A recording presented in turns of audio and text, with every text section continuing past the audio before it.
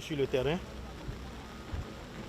accompagné de l'honorable Rachidi Badamassi, député à l'Assemblée nationale, et des maires des localités concernées pour visiter un certain nombre d'axes.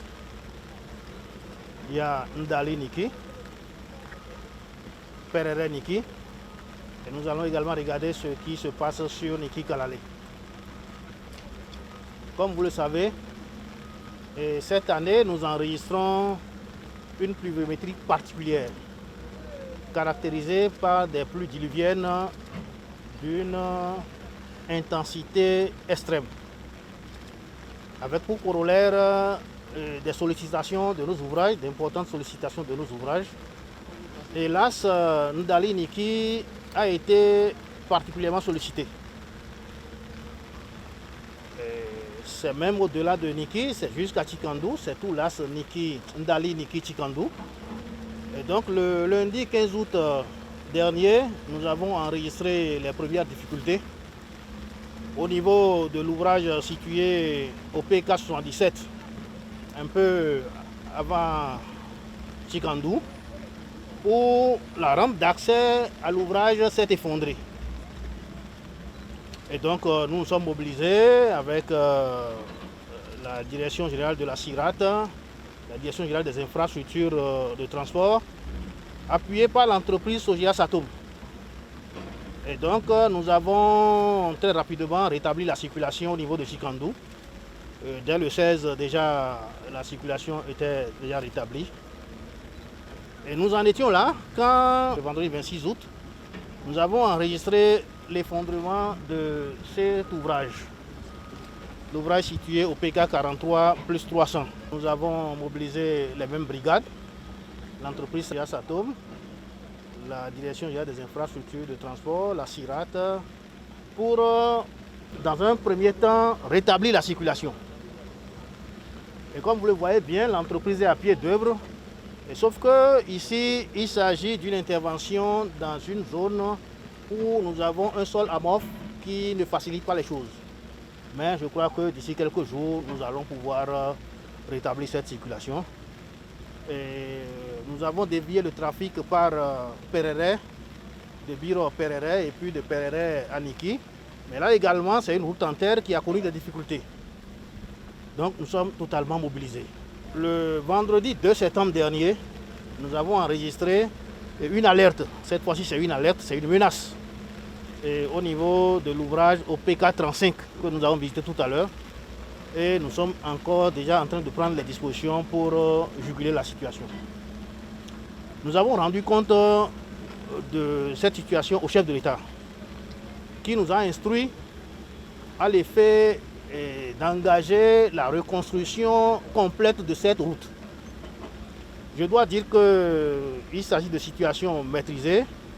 Et dans notre programme d'action au niveau du ministère, on avait déjà prévu la reconstruction de cette voie. Mais le chef de l'État a instruit à l'effet de prendre des mesures diligentes pour mettre en chantier cette route le plus tôt possible. Et donc c'est à cela que nous travaillons.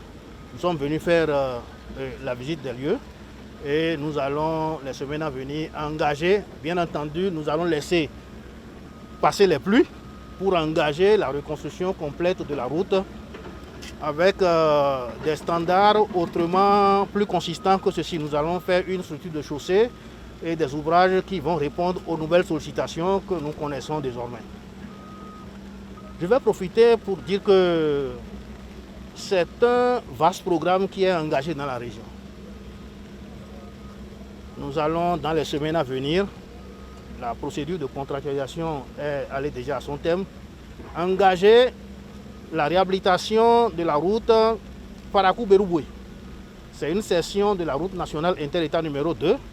Et comme vous le savez, nous avons déjà engagé la section Berouboué-Malanville. Maintenant, nous engageons, je parle de semaines à venir, donc la contractualisation est déjà à son terme. Je dois annoncer aux populations, les maires sont ici présents, le gouvernement s'attelle à engager la construction de la route Niki Kalale. L'aménagement et le bitumage de Niki Kalale. Et il y a Kota Kwande que nous allons commencer là également. La contractualisation est très avancée, donc bientôt nous irons lancer les travaux de Kota Kwande. Il y a une route qui fait l'objet de préoccupations actuelles et le chef de l'État nous a instruit pour la mettre également en chantier le plus tôt possible. C'est Guéné Karimama. Je voudrais dire aux populations que le chef de l'État est parfaitement au courant de la situation des infrastructures routières dans la zone et les dispositions sont prises pour que bientôt tout ça soit conjugué au passé. Au total, dans un proche avenir, ce serait un ensemble de 335 km de routes qui seront impactés. Quand je dis impactés, ça veut dire que aménagement et bitumage ou reconstruction complète comme c'est le cas ici. La philosophie politique du président Patrice Talon, c'est tout pour le peuple et rien pour le gouvernement. En tant que représentant du peuple, j'ai compris que ce qui a été réalisé par le passé a été réalisé dans la précipitation. Et c'est avec amertume que je constate que le gouvernement actuel est en train de gérer les lacunes du passé. Et c'est pour ça que j'encourage, en tant que représentant du peuple, que le président Patrice Talon multiplie la rigueur. Parce que s'il y avait de rigueur, ce que nous vivons aujourd'hui, nous n'allons pas vivre ça. C'est très important. Il faut tenir compte des lacunes, des erreurs du passé pour mieux faire. Ce que nous allons faire, nous, en tant que représentants du peuple, c'est de suivre, dans le cadre du contrôle de l'action gouvernementale, rigoureusement les travaux lancés par le gouvernement. Et je n'ai pas de doute. Je sais qu'avec l'équipe que j'ai vue, que ce soit le ministère des Infrastructures, SIRAT, je pense que quand même, ils vont faire la différence. Ils vont tenir compte des lacunes, des erreurs du passé pour mieux faire.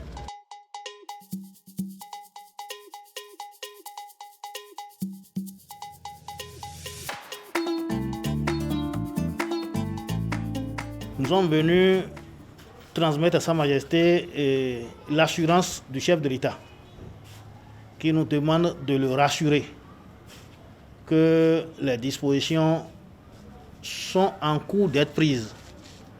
Et l'entreprise est déjà à pied d'œuvre pour faire rétablir la circulation. Nous allons tout faire pour que, avant la célébration de la Gani, très prochainement, que la circulation puisse être aisée entre Ndali, Niki et sur tout le tracé, que tous les ouvrages soient corrigés, repris.